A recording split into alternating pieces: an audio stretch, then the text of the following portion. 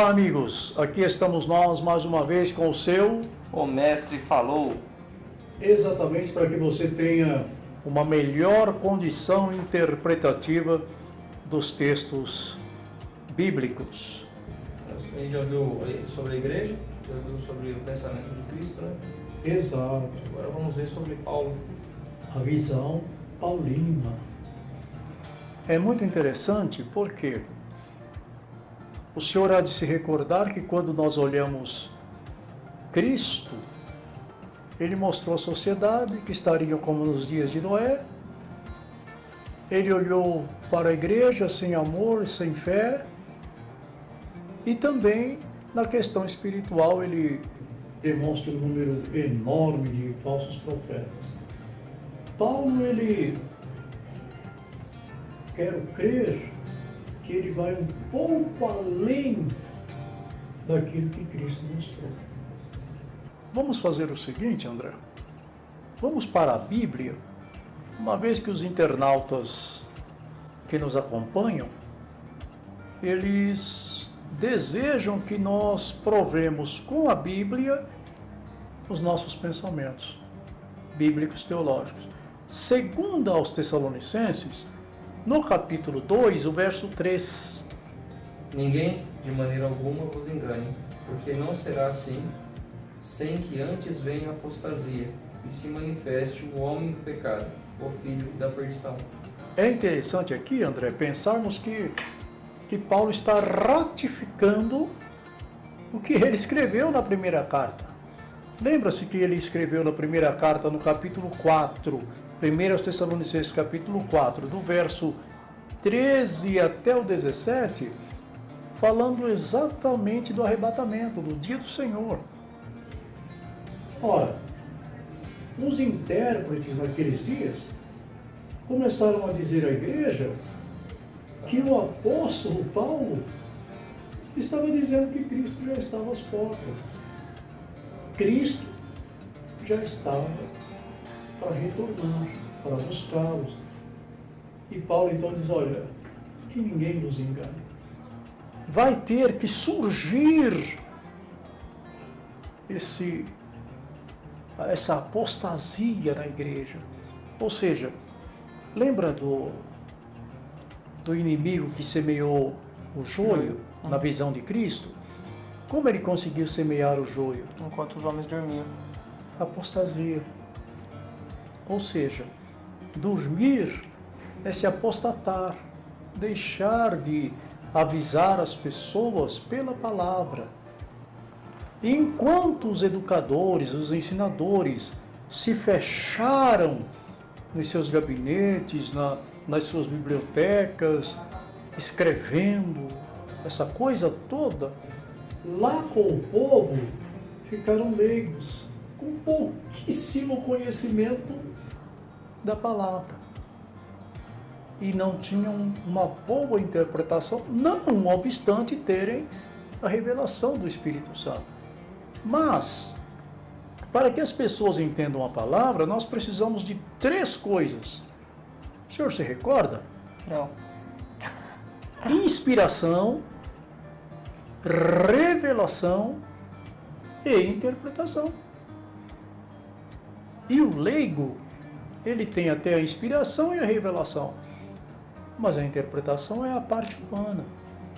E aí há de ter dificuldades. E Paulo, então, ele inicia mostrando que há de vir a apostasia, a igreja há de ser uma igreja em que a palavra será deixada em um segundo plano e talvez ela nem exista mais, ela nem seja interpretada com inspiração, com revelação do Espírito, que as pessoas estariam voltadas para o social. E já lá na visão de Cristo ele fala disso, ele fala, nos dias de Noé, comiam, bebiam, casavam-se e davam-se em casamento. Mas cadê a palavra? Percebe? São muitas cerimônias, muitas reuniões, muitas festas. Mas e a palavra? Onde ela está? Recordo-me que nos primórdios da igreja, quando Lutero dá o início ao protestantismo, se falava só a palavra, cantava-se um hino na hora de sair. Mas era 2, 3 horas falando a palavra. Nos dias de Paulo, era pior ainda. O senhor deve recordar-se do caso de Eutico. Dormiu. Porque Paulo começou por volta das 5 da tarde e já era por volta da meia-noite, ele estava pregando, ministrando. 5, 6 horas de ministrações. Agora, olha o verso 7 deste mesmo capítulo de 2 Tessalonicenses, capítulo 2, verso 7. Porque já o mistério da injustiça opera. Somente há um que agora resiste, até que do meio seja tirado. Observe, que mistério é esse? Nós dificilmente paramos para olhar nisso. Nós só falamos, Paulo avisou que o mistério da injustiça opera, mas que mistério é esse? Ora, meu Deus, o que acontece? Paulo está querendo dizer que o espírito do anticristo não é um demônio. Não é um demônio que se expulse. E por não ser um demônio, ele então pode entrar e sair nos cultos que os verdadeiros cristãos oferecem a Deus, em nome de Jesus. Há diferença entre eles? Não. O que viria a ser então o espírito do anticristo? É um modo de vida. Verdade. Um modo de vida que a pessoa escolhe. Lembra-se do joio e do trigo? Lembro. Caminham juntos, idênticos. Idênticos. Não dá nem para separá-los. Ou seja, o espírito do anticristo age no mundo e na igreja. Ou seja, no sistema e na igreja. Logo, ele tem que preparar os cristãos para a chegada dele. Mas tudo bem, o senhor explicou, mas essa previsão que Paulo fez, ela pode ser evitada ou é inevitável, como se fosse uma previsão apocalíptica que está determinada? Está pré-determinada, André, porque é parte da história, tanto da espécie humana como da Igreja de Cristo. Biblicamente, não tem como ser diferente. Não tem como ser diferente. Esse espírito de vida, esse modo de vida, aliás, que o espírito de vida é o espírito de Cristo, mas o espírito do anticristo ele traz uma cultura cristã diferente da cultura cristã daqueles que têm o Espírito Santo. E não tem como se evitar nem a apostasia, nem o crescimento dos adeptos do anticristo. Observe, Daniel capítulo 11, verso 37. E não terá respeito aos deuses de seus pais, nem terá respeito ao amor das mulheres, nem a qualquer deus, porque tudo se engrandecerá. Daniel está dizendo, ou a Bíblia está dizendo, através de Daniel, que este anticristo terá como cultura de vida o homossexualismo. E não obstante alguns pedagogos, filósofos queiram enganar a sociedade com o retorno da ideologia de gênero que deverá ser ensinado às crianças desde o fundamental, na realidade é só a questão do homo. João pode se vestir igual a Maria, falar igual a Maria, andar igual a Maria. Maria pode ser igual ao João, falar como João, andar como João. Quando, no princípio, Jesus disse que no princípio foi feito o homem e a mulher. Isso. E em lugar nenhum da Bíblia você encontra o João se vestindo de Maria ou a Maria se vestindo de João. Porque a igualdade que se tem são nas ações, nas palavras, nos pensamentos, não na ação do ser como gênero. Absolutamente. E esta ideologia, ela está alcançando as igrejas. Infelizmente. Outra questão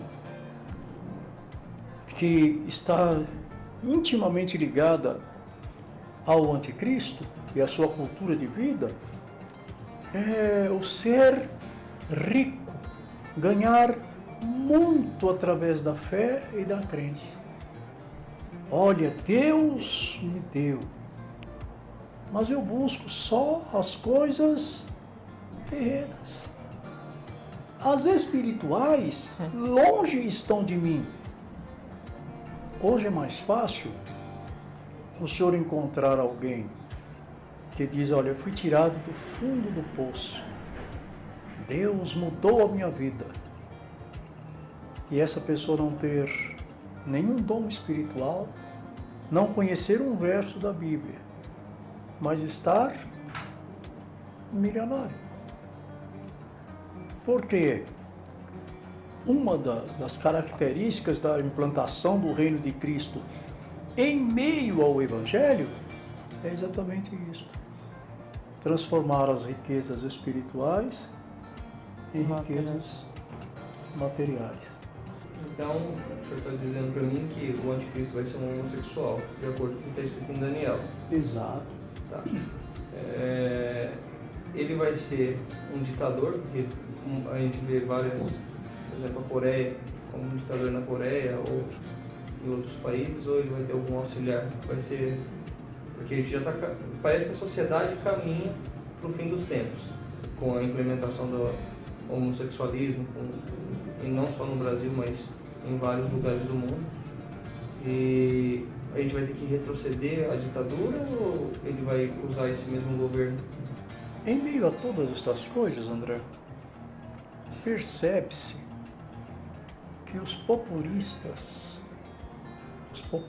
aqueles que conseguem de fato mexer com o coração da população, é que estão chegando ao poder.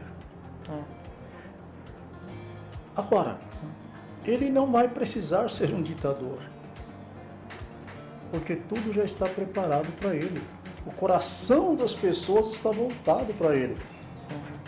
Ele há de trabalhar com o governador da ordem mundial, ele, o líder religioso, o anticristo, e o falso profeta, que é aquele que está mais próximo das pessoas. Mas como o governo dele será um governo mundial, certamente a administração dos países, ele deixará os seus adeptos que são submissos a ele.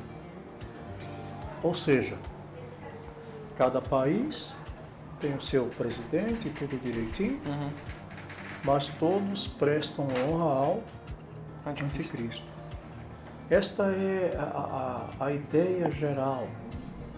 E, infelizmente, nós não percebemos que esta questão deveria ser tratada.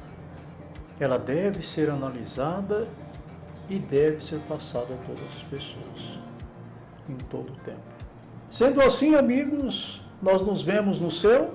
O mestre falou. A Bíblia registrou. E trazemos a vocês a interpretação dos textos bíblicos. E até lá, se Deus disser que sim.